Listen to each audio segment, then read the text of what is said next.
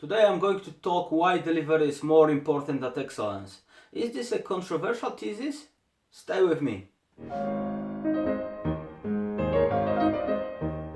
My name is Witold and I'm helping small medium enterprises be more adaptable and responsive to the changing business environment. Let's talk about why and when delivery is more important than excellence. I see this all the time, again and again.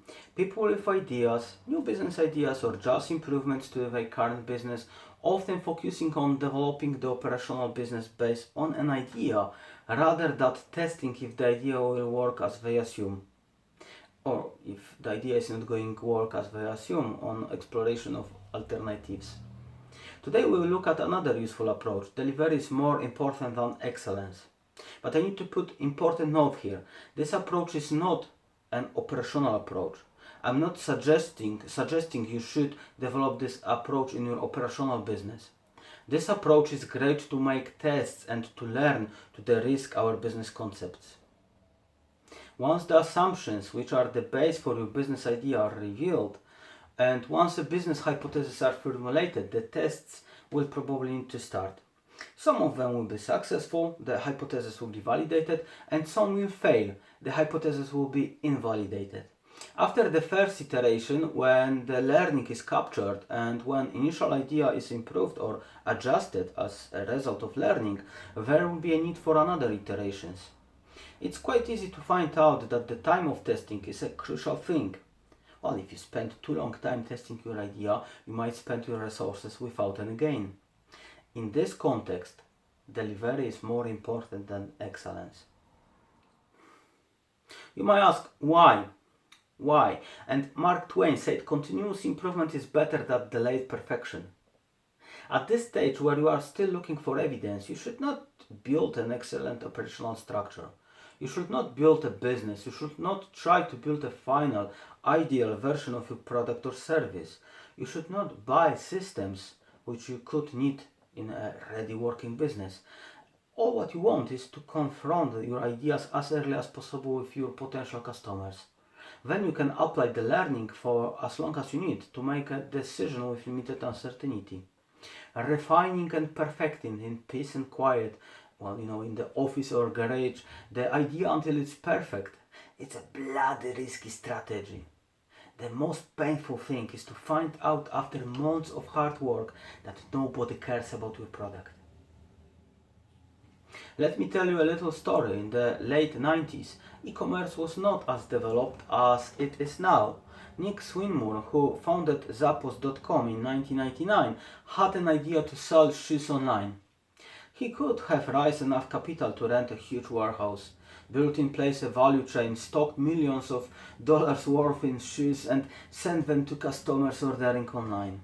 So what was his next move? Did he start to speak with business angels? Did he start to negotiate with suppliers? Or maybe did he find a place to keep the stock?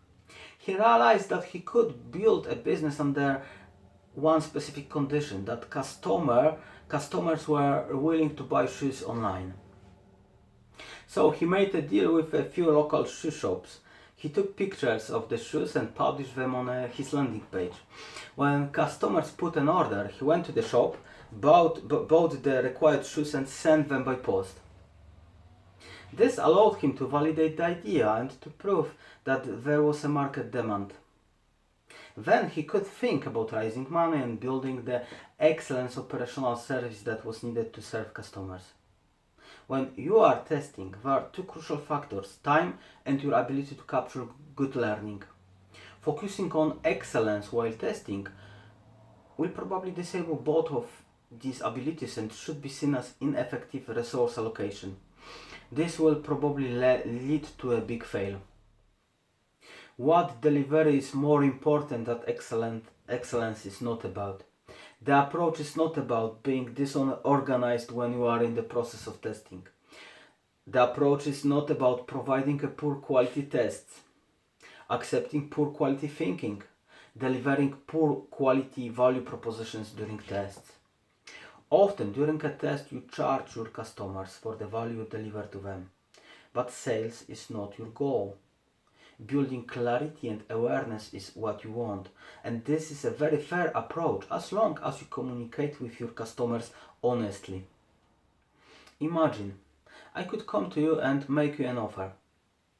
I'm testing my new case studies for my strategy workshop. I need to ensure I choose the best case studies to help my clients to practice strategy skills.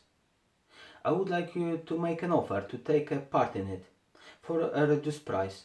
In return, I will ask you to give honest and deep feedback to help me to improve the case studies. Would it be fair for you?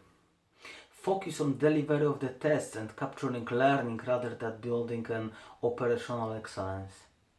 Stay tuned.